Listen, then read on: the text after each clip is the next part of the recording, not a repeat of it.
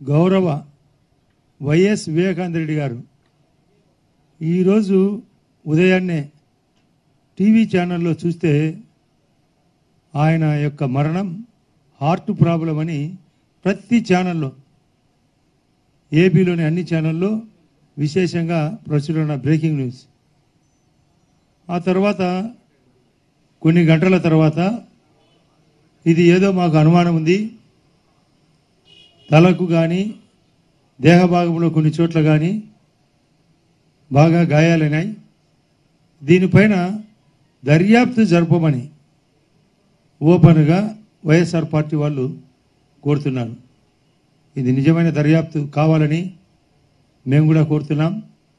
ఆ యొక్క సంఘటన పూర్తి స్థాయిలో దర్యాప్తుతో పాటు ఖండిస్తున్నాం. అది ఈ విధంగా జరిగిన విధానాన్ని ఎవరు చేసినా కూడా ఖండిస్తున్నాం. బాగా బాధాకరమైన సంఘటన, చింతిస్తున్నాం కూడా.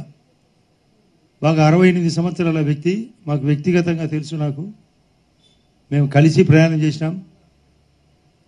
ఇటువంటి పరిస్థితి ఎవరికి రాకూడదు ఈ ప్రపంచంలో. కానీ కొన్ని పత్రికల్లో కానీ టీవీలో కానీ వాళ్ళకు చెప్పారట. అక్కడ నేను ఇప్పుడు విజయవాడలో ఉన్నా, ఇప్పుడు రాత్రి కూడా ఇక్కడే ఉన్నా.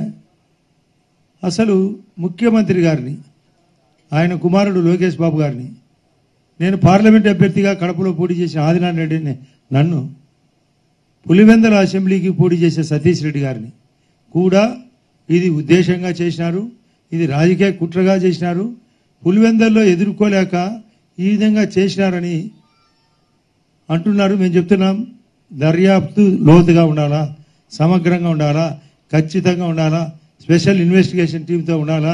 ఎవరైనా తప్పు ఉంటే వాళ్ళను ఉరి శిక్షకు గురి చేయాలి. మేము చాలా చింతిస్తూ మాట్లాడుతున్నాం, బాధపడి మాట్లాడుతున్నాం.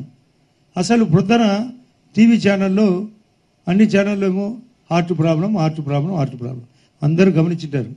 మళ్ళీ సైకాలజీ మార్చారు. వాళ్ళ కుటుంబంలో, వాళ్ళ ఇంట్లో ఇన్సైడ్ జరిగిన సంఘటన వాళ్ళ కుటుంబ సభ్యులకే ఓపెన్గా చెప్తున్నారు. ఆయనకు టికెట్ విషయంలో వివాదం ఉంది, అవినాష్ రెడ్డి గారికి ఇద్దరికి సరిగా మాటల ధోరణి కూడా లేదు.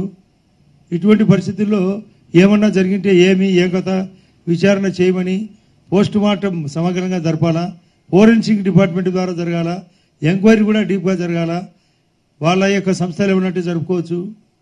ఇది నిజాలు